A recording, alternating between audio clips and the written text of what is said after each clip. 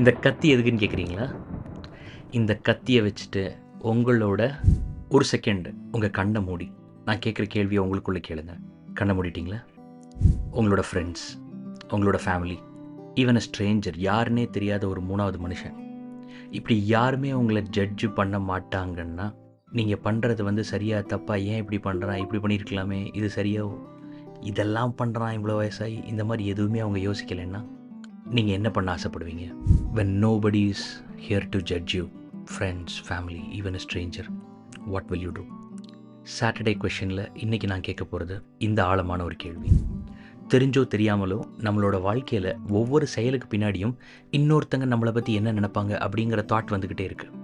நம்ம போட்டிருக்கிற ட்ரெஸ், நம்ம தலை சீவிர ஸ்டைல், நம்ம பேசுகிற பேச்சு, நம்ம அசைகிறது, சிரிக்கும் போது நம்ம எவ்வளோ வாயை திறக்கிறோம், சாப்பிடும்போது நம்ம எவ்வளோ சத்தம் போடுறோம், இப்படி every step we are always influenced by others' opinion. We have no right to live in this world without keeping others' thoughts in our mind on us. ஒரு ஆழமான ஒரு கேள்வி இருக்குது. நான் என்ன எப்படி பார்க்குறேன்னா, இன்னொருத்தங்க என்னை எப்படி பார்க்குறாங்கன்னு நான் நினைக்கிறேனோ அப்படி நான் என்ன பார்க்குறேன். I am seeing myself as I imagine others will see me. So we don't see us through our lens, but we try to judge and analyze and accept us through others' eyes.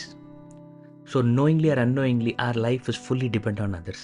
நம்ம பல தடவை பல பேருக்காக தான் வாழ்கிறோம், நமக்காக நம்ம வாழல. அப்போ நமக்காக நம்ம வாழ்கிறதுக்கு நம்ம என்ன பண்ணணும் அப்படின்னு ஒரு கேள்வி கேட்டோம்னா, ஃபஸ்ட்டு நம்ம பண்ண வேண்டியது நம்ம கண்ணை மூடி யோசிக்கணும். எனக்கு என்ன வேணும், நான் எப்படி வாழணும்னு ஆசைப்பட்றேன், எப்படி பேசணும்னு ஆசைப்பட்றேன், எப்படி நடக்கணும்னு ஆசைப்பட்றேன், யாருமே என்னை ஜட்ஜு பண்ணலைன்னா நான் எப்படி இருப்பேன். இந்த கேள்விக்கு நீங்கள் இம்பார்ட்டன்ஸ் கொடுத்தீங்கன்னா யுவர் லைஃப் வில் சேஞ்ச். கிட்டத்தட்ட ஒரு 17,000 பீப்புள் நான் அட்ரஸ் பண்ணியிருக்கிறேன் பர்சனலாக, கிளாஸஸில், செஷன்ஸில், ஒர்க் ஷாப்ஸில், கான்ஃபரன்சஸில், செமினார்ஸில். The biggest hurdle of every human being is what others think. இன்னொருத்தங்க என்னை பற்றி என்ன நினச்சிருவாங்க. திறமை இருக்கும், டேலண்ட் இருக்கும், ஸ்கில் செட் இருக்கும், எக்ஸ்பீரியன்ஸ் இருக்கும், நாலெட்ஜ் இருக்கும், பட் அக்செப்டன்ஸ் இருக்காது. என்ன அக்செப்டன்ஸ்? நான் எப்படி இருக்கேங்கிறத நான் அக்செப்ட் பண்ண மாட்டேன்.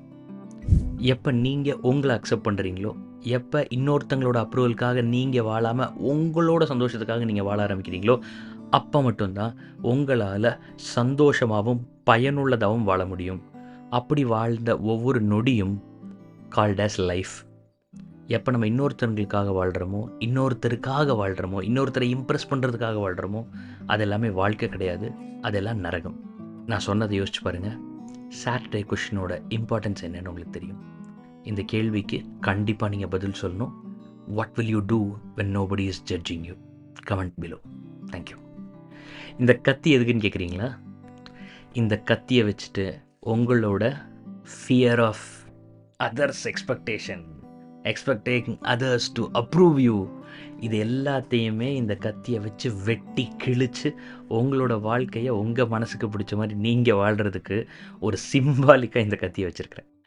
வணக்கம்.